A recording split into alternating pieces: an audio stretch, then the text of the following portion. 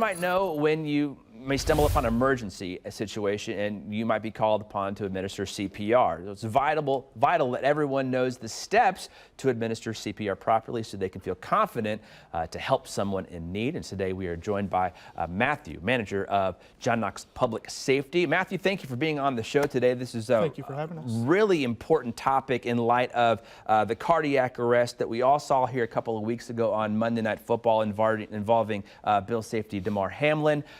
Of course, he went down, and we saw that emergency technicians were right there lickety-split. How have your residents responded when they saw that happen? They did have a lot of questions coming back, but the village has been very prompt with that kind of response. On our village, we average about 2.7 minutes response time. Yeah. So from the time they call for help, that is the time we have an emergency trained person there on scene. The national average averages 10 to 20 minutes whenever somebody normally calls 911. Yeah. So outside of the village, that is the most important thing. Learning CPR is so everybody can get the access to CPR sooner than later. And you guys have that 24-hour ambulance service there on campus, so that really cuts down on that response time then, right? Yes, we have multiple security officers that are EMT trained, and then we have currently 2 24-hour ambulances on our campus. Okay, well, let's talk about actually learning CPR. I mean, this is something that just about anybody can learn how to do, but let's get right to it, because I think there's a lot of things that I didn't know about it at first when I took the course, to learn how to do it. So this is our, what's his, you called him Daryl, right? That's his name. Not dummy, this is Daryl, okay, down here. And Daryl's having an issue, and we need to help him. So what's the first steps that we need to do if we're trying to help out Daryl here? So the biggest things whenever you do see an emergency acting fast is the best course of action.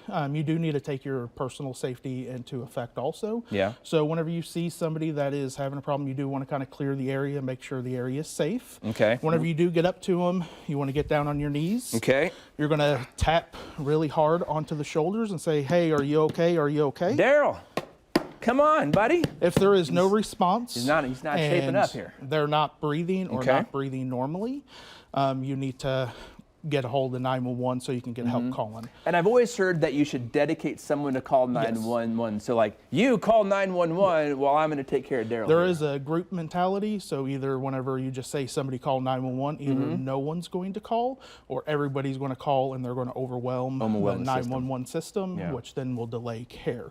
So you want to point out directly and be like, "Hey, you in the blue shirt, call 911, get help." If there's no one around, you pull out your cell phone, dial 911, put it on speakerphone, and then just lay it on the floor right next to them. Okay.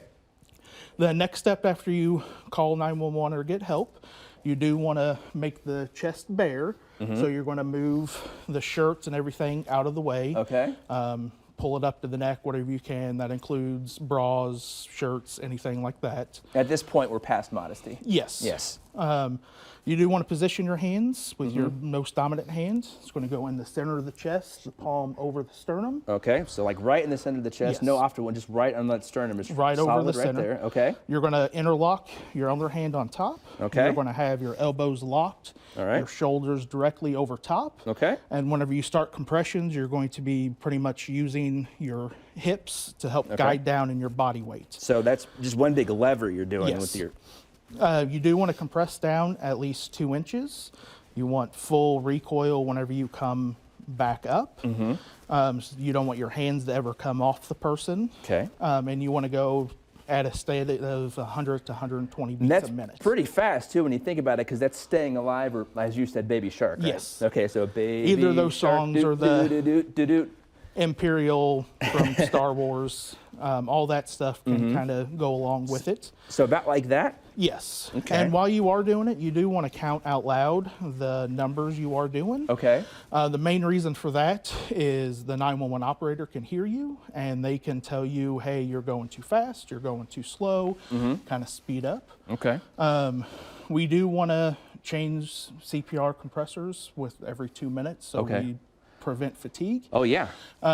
If you're the only one there, you're stuck until help arrives.